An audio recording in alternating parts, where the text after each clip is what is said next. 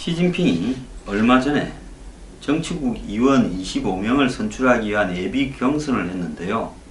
한간의 예상을 이렇게 벗어나게 왕치산 당 중앙기율 검사위원회 서기를 정치국원에 남겼습니다.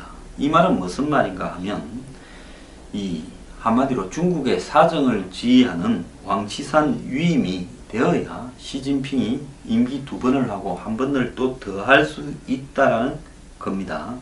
여기에서 보통 중국은 68세 이상의 간부는 은퇴를 하는데 왕치산은 올해 69세인데, 그래서 이 왕치산을 남겨놨다는 것은 한마디로 이 왕치산이 정치국 후보 명단에 올랐다는 것은 지금 정치국 상무위원이기도 한데 상무위원 유임도 이렇게 확정된다라는 것을 이야기를 하는 겁니다.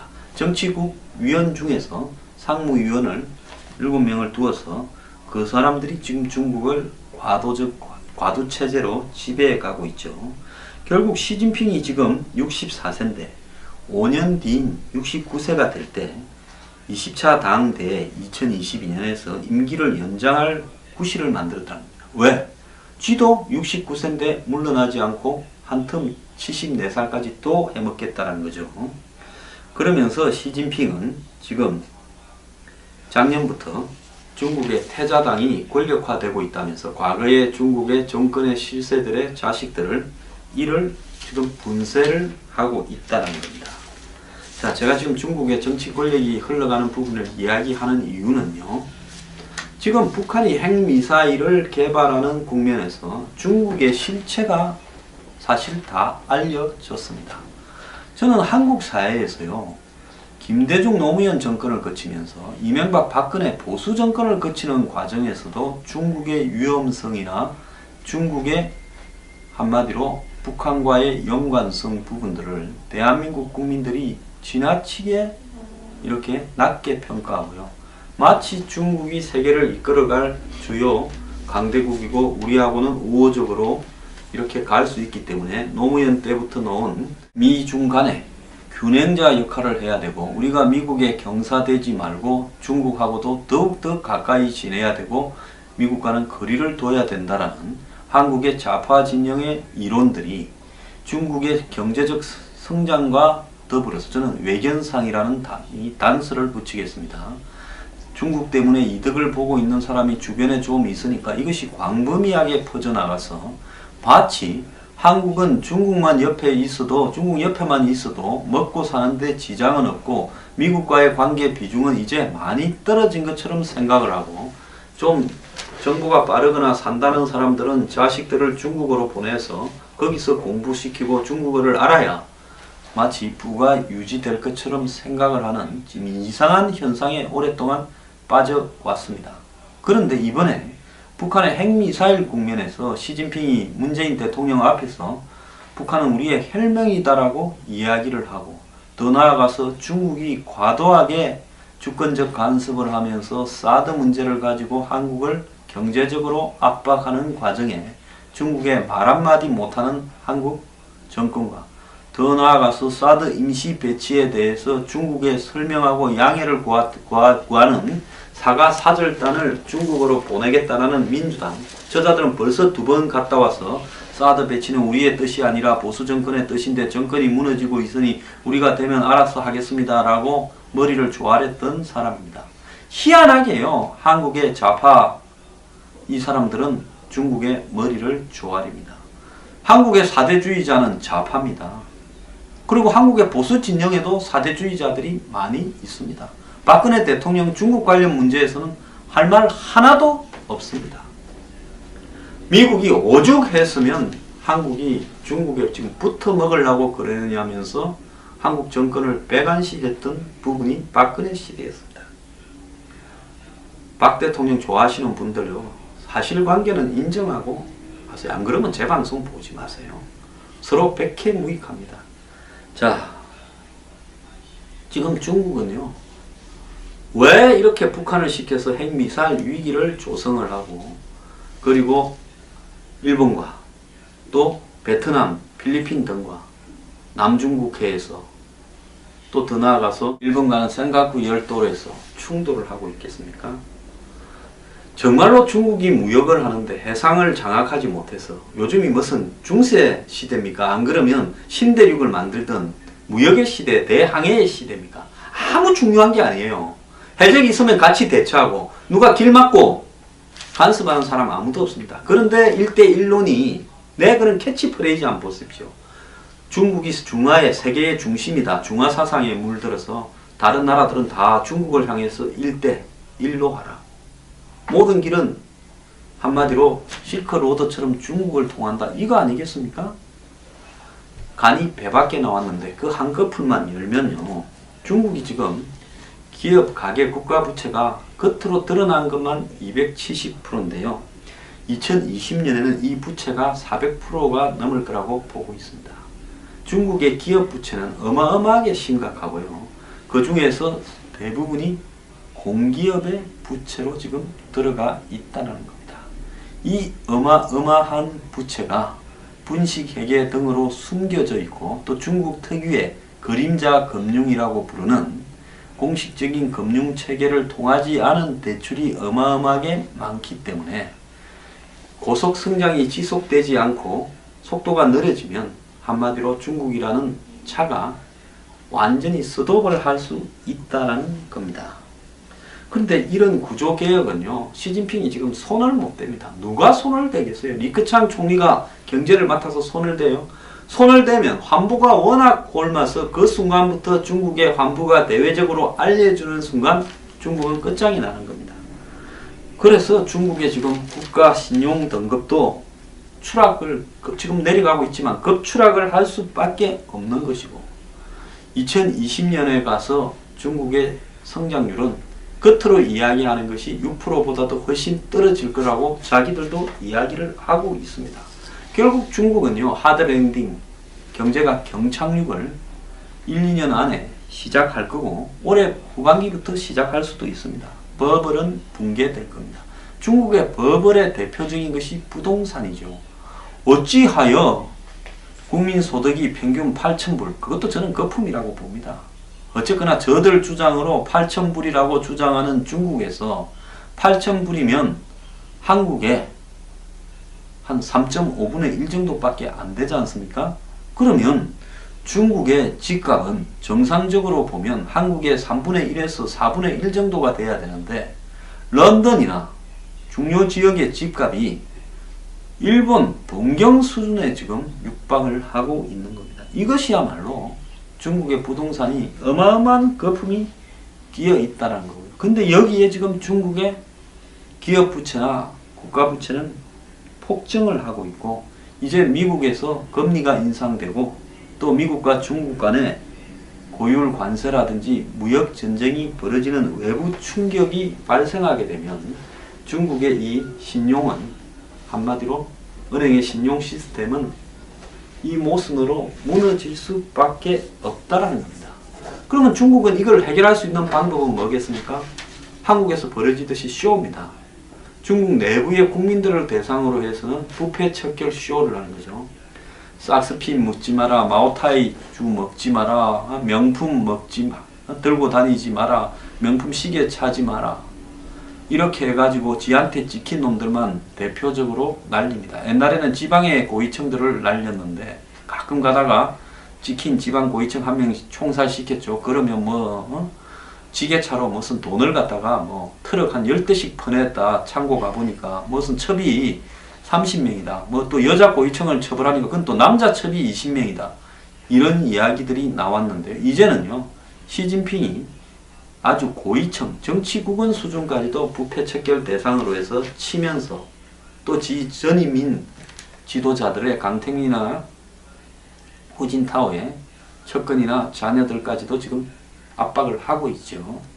그래서 내부에서는 부패 척결로 가고 있고 그래서 중국에서는 요즘 마오타이주 마시는 사람, 명품 들고 다니는 고위층 그리고 싹스핀 이런 걸 먹는 사람들이 겉으로는 별로 없다고 해요. 그 다음에 대외적으로는요. 일본하고 영해 분쟁을 일으키고 또 필리핀이나 베트남과 영해 분쟁을 일으키고 또 여기에서 미국과 지금 북한 핵미사일로 충돌하고 이런 부분을 통해서요. 내부적으로는 부패 척결로 눈을 가리고 외부적으로는 한마디로 미국, 일본 등과 충돌하면서 눈을 가리고 있으면서 민족적인 부분을 자극을 하는 겁니다. 중국 사람들은요 이미 원숭이가 되어버린 지 오래입니다. 왜? 제가 남의 민족을 원숭이라고 이야기하는 것은 참말로 외람된 이야기지만 생각하는 능력을 상실했다는 겁니다. 유사보를 죽이는 듯서 보듯이 중국 내부에 어떤 저항도 각성도 없다라는 건요. 중국의 양심과 도덕과 정치 의식이 얼마나 썩어버렸는가를 뒷받침하는 겁니다. 그런데 중국은요. 북한과 혈명이라는 부분을 아주 튼튼하게 유지해 가고 있습니다. 김일성은 순망치안, 즉 입술과 이가 서로 의존하는 관계라고 이야기를 하고 마오쩌둥도 그렇게 말을 했고 61년에 체결된 북중 동맹의 주요 특징은 쌍방의 합의가 없는 한 한쪽에서 해제하지 못한다라는 거고 일방이 침공을 받으면 타방은 지체 없이 같이 군사적인 지원을 한다고 형제적 우호적 관계라고 정리되어 있습니다. 중국이 최근에 북한의 북중 관계에 대해서 쓰는 표현은 전통적인 우호 관계다, 가까운 이웃이다, 정상적인 국가와 국가의 관계다, 상수가 서로 연결된 사이다, 기쁨과 슬픔을 나누는 사이다라고 이야기를 하고 있습니다. 자, 이런 상황에서 결국은 중국은요, 국민당과 싸울 때 49년에 국공내전 때 북한이 중국을 엄청나게 도왔습니다. 북한은 48년부터 정부가 수립되어 있지 않습니까? 그러니까 국경내전이 본격화될 때 만주 지역에서 무너지면서 국민당이 도망을 가게 됐죠. 대만으로. 근데 만주 지역을 무너뜨리게 하는데 북한이 엄청난 기여를 했습니다. 이런 사실은 한국에 별로 알려져 있지 않습니다. 군수 물자 지원부터 시작을 해서 이 공산군이 국민당에 비해서 물자가 굉장히 열악했는데 이런 부분에 대한 지원, 또 이 조선족들을 통한 의용군 지원 등 북한 주변에서 벌어지는 전투에서 사실상 북한이 공산군을 도와서 국민당을 패퇴시키는데 완전히 일조를 했습니다. 그때 엄청난 도움을 받았기 때문에 중국은 한국 전쟁에 가담을 해서 결국 통일을 막았지요.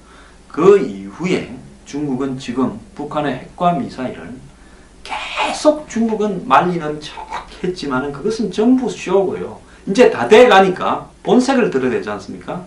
한국 사드 빼, 미국 북한 제재 압박하지만 우리 기름 못 뺀다. 이번에 한번 보세요. 유엔의 안보리 대북 제재도 중국이 끼어들어서 누더기로 만들어버리지 않았습니까? 결국은요. 중국은 지금까지 이중적인 야누스 같은 얼굴로 한국을 만날 때는 지킬 박사, 그리고 북한을 대할 때는 하이드, 이런 식으로 이중적인 행위를 했는데 우리만 몰랐던 겁니다. 중국의 본질을 몰랐고 중국이 자본주의화 되어가는 거대한 나라라고 생각하면서 거기에서 떨어지는 콩고물이나 어떻게 얻어먹을까 우리는 그 생각만 하고 열중을 했습니다. 이런 우리의 무지와 황금 만능주의 때문에 중국은 지금까지 한국의 정체를 감추는 데 성공을 했고요. 젊은 사람들부터 한국의 좌파 진영은 죄다 중국의 사대주의적인 사상을 가지는데 이렇게 중국이 성공을 하게 만들었죠. 이제 막판에 오니까 북한의 핵과 미사일에 대해서 중국은 통제를 포기한 채 배째라는 식으로 나오고 있습니다. 트럼프가요 굉장히 착각을 했지요. 저 정도만 판단하고 있더라도 트럼프는 중국을 통해서 북한을 정리할 거라는 생각을 애초부터 안 하고 한마디로 핵 대 핵 균형으로 이렇게 결론을 냈을 겁니다. 지금 미국이 최대의 판단 실수를 한 부분은 미국에 저렇게 많은 중국의 전문가가 있고 또 미국의 대학의 무슨 엔칭 연구소 같은 중국에 대한 연구를 하는 연구소들이 있지만은 전부 다 판단 미스를 했다는 겁니다. 그 속에서 지금 우리도 중국에 대해서 판단 미스를 했고 박근혜 정부도 최대의 저는 잘못이 중국에 대한 판단 미스를 했다는 겁니다. 그렇다면 지금이라도 우리가 중국을 어떻게 봐야 되는가? 저는 머지않은 가을쯤에 시진핑이 한국을 방문할 가능성이 있다고 봅니다. 시진핑이 한국에 발도 못 내밀도록 전 국민이 들고 일어나서 반중 시위를 하고 중국 대사관을 포위해야 된다고 생각을 하고요. 한국의 반중 감정이 만만치 않다라는 걸 중국에 보여줘야 되고, 친중파들, 한마디로 이 한국을 중국의 식민지 국가로, 조공국가로 갖다 바치려고 하는 한국의 가짜 좌파들을 타도해야 되는 분노를 가져야 된다는 겁니다. 한국 정치인 중에서요, 중국 대사관에요, 높지도 않은 놈이 휘젓고 다니면서 만나고 그 앞에 머리를 조아리고, 더불어민주당 의원들이 중국에 하는 꼬락서니를 한번 보십시오. 자, 북한의 핵과 미사일을 정말로 만드는데 배후의 보스는 중국입니다. 우리가 그걸 알아야 됩니다.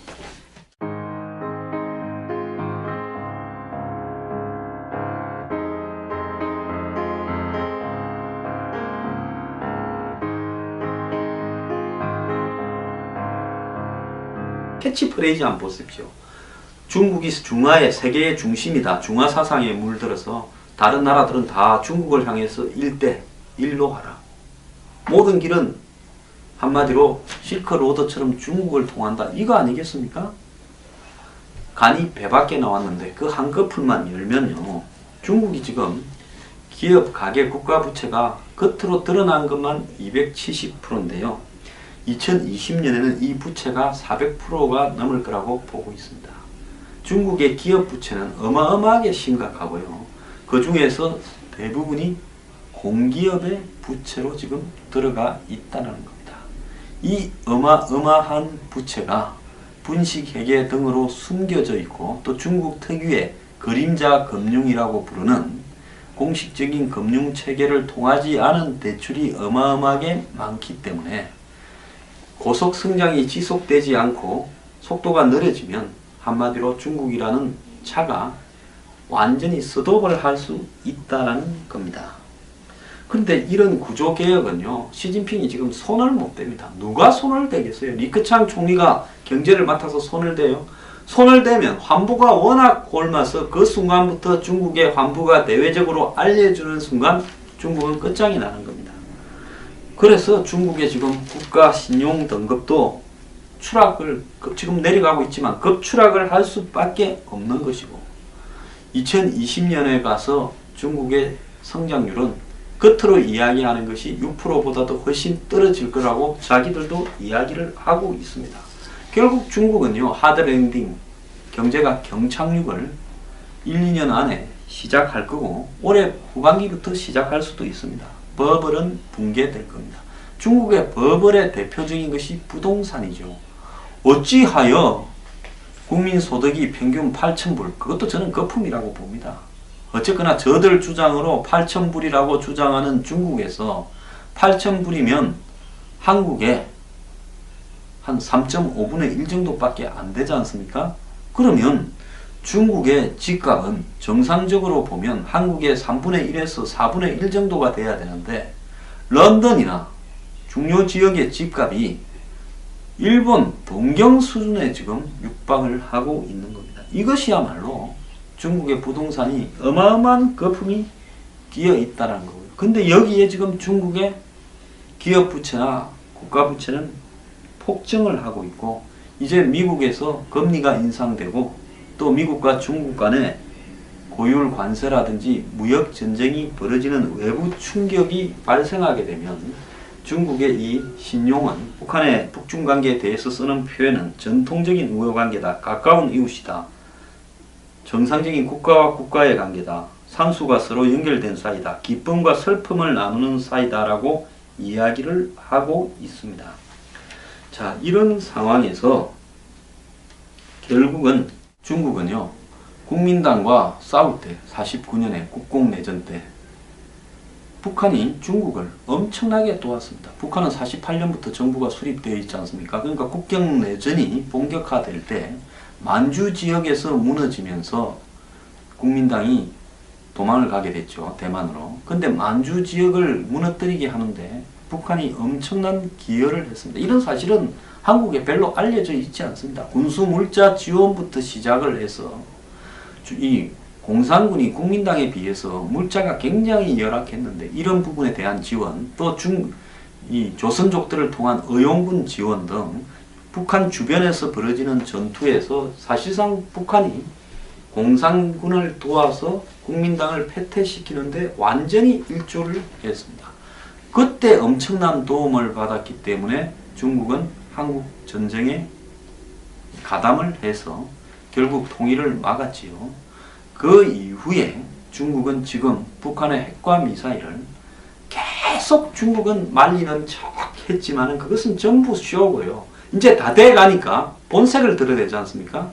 한국 사드 빼, 미국 북한 제재 압박하지만 우리 기름 못 뺀다. 이번에 한번 보세요. 유엔의 안보리 대북 제재도 중국이 끼어들어서 누더기로 만들어버리지 않았습니까? 결국은요, 중국은 지금까지 이중적인 야누스 같은 얼굴로 한국을 만날 때는 지킬 박사, 그리고 북한을 대할 때는 하이드, 이런 식으로 이중적인 행위를 했는데 우리만 몰랐던 겁니다. 중국의 본질을 몰랐고 중국이 자본주의화 되어가는 거대한 나라라고 생각하면서 거기에서 떨어지는 콩고물이나 어떻게 얻어먹을까, 우리는 그 생각만 하고 열중을 했습니다. 이런 우리의 무지와 황금 만능주의 때문에 중국은 지금까지 한국의 정체를 감추는 데 성공을 했고요. 젊은 사람들부터 한국의 좌파 진영은 죄다 중국의 사대주의적인 사상을 가지는데 이렇게 중국이 성공을 하게 만들었죠. 이제 막판에 오니까 북한의 핵과 미사일에 대해서 중국은 통제를 포기한 채 배째라는 식으로 나오고 있습니다. 트럼프가요, 굉장히 착각을 했죠. 저 정도만 판단하고 있더라도 트럼프는 중국을 통해서 북한을 정리할 거라는 생각을 애초부터 안 하고 한마디로 핵 대 핵 균형으로 이렇게 결론을 냈을 겁니다. 지금 미국이 최대의 판단, 한마디로 은행의 신용 시스템은 이 모순으로 무너질 수밖에 없다라는 겁니다.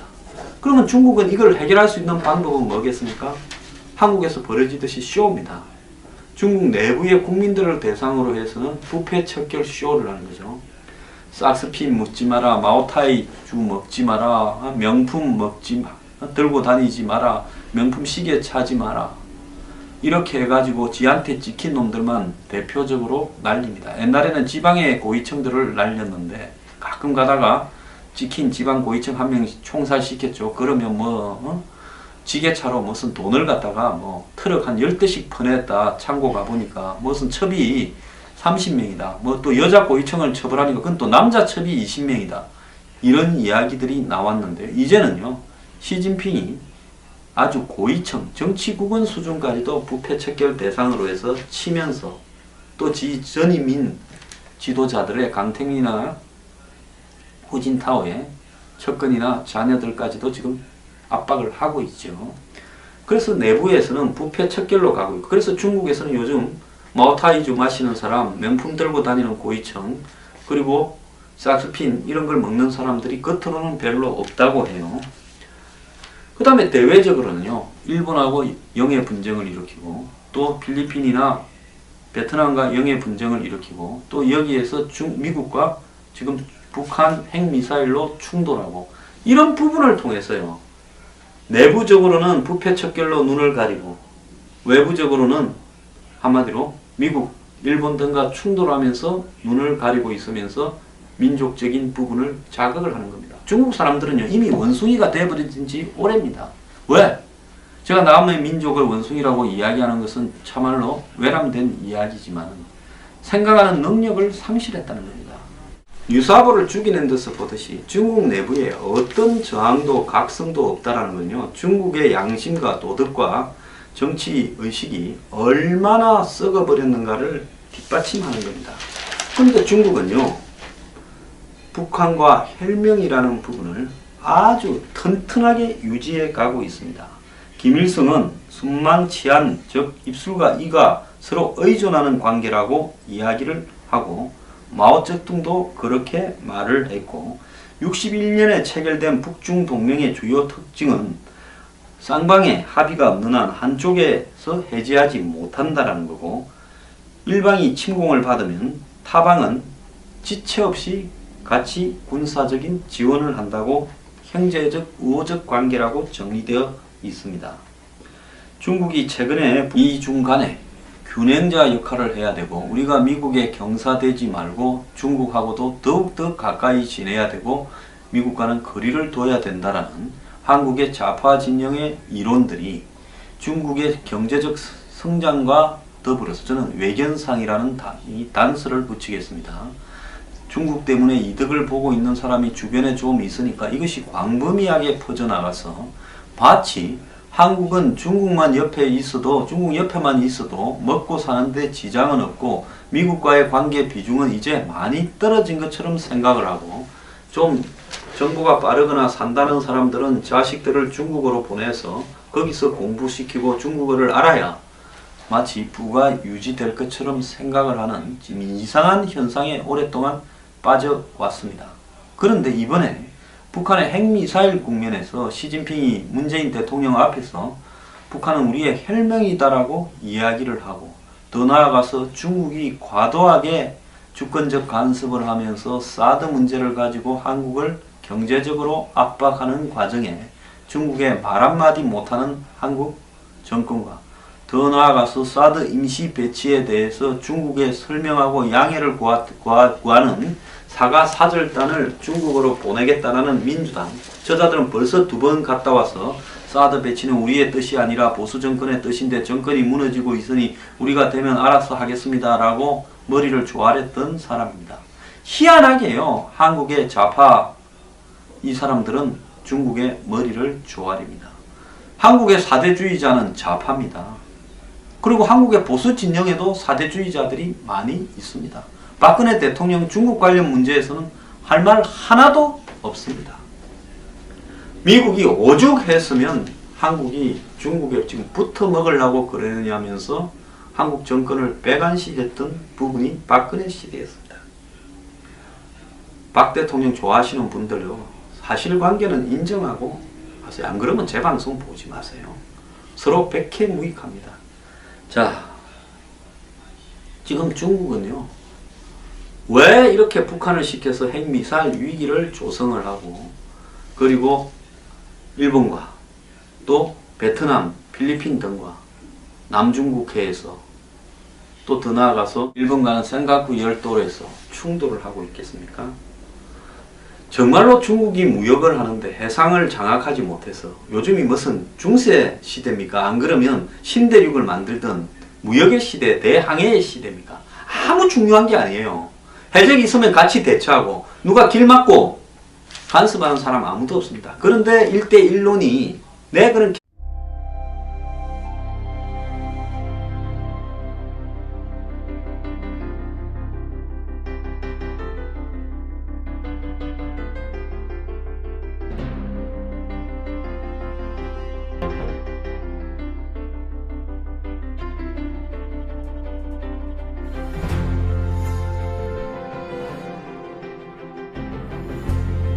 시진핑이 얼마 전에 정치국 의원 25명을 선출하기 위한 예비 경선을 했는데요.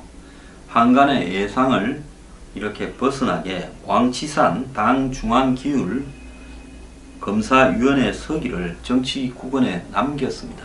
이 말은 무슨 말인가 하면, 이 한마디로 중국의 사정을 지휘하는 왕치산 위임이 되어야 시진핑이 임기 2번을 하고 1번을 또 더 할 수 있다라는 겁니다.